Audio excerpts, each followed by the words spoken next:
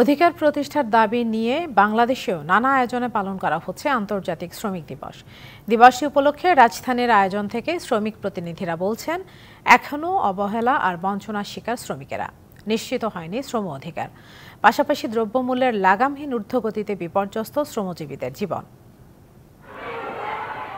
বুধবার সকাল থেকেই অবস্থান, সমাবেশ, শোভাযাত্রা, মিছিল আর স্লোগানে নিজেদের জন্য নিবেদিত একটি দিন পালন করছেন শ্রমিকরা। দাবি দেওয়া যা জানান তারা তা সবসময়ের জন্যই প্রযোজ্য। শ্রমিক দিবসের সেসব আবারও মনে করিয়ে দেন তারা। শ্রমিকদের জন্য কাজের কর্মঘণ্টা নিশ্চিত করা এবং তাদেরকে শ্রমিক হিসাবে স্বীকৃতি দেওয়া এবং তাদেরকে ন্যূনতম আইনে অন্তর্ভুক্ত করা।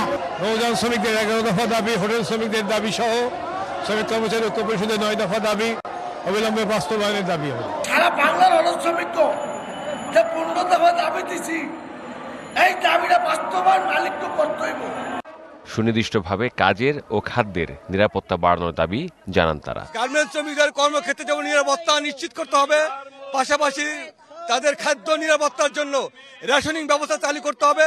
আমরা চাই রেশনিং ব্যবস্থাটা চালু করুক এবং যে মজুরি বাস্তবায়ন করতে পারার কথা সেই মজুরি বাস্তবায়ন করার জন্য আমাদের মেন দাবি।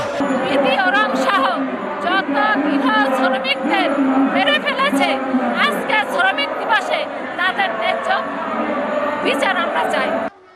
মাতৃত্বকালীন ছুটি 6 মাস বাস্তবায়নের বন্ধ করতে বলেন কর্মক্ষেত্রে যৌন হয়রানির। একই সঙ্গে রেশন ও পেনশনের মতো ব্যবস্থা প্রতিষ্ঠারও দাবি তোলেন। আমরা দাবি জানাচ্ছি মাতৃত্বকালীন ছুটি 6 মাস এটা কার্যকর করতে হবে নারী শ্রমিকদের জন্য।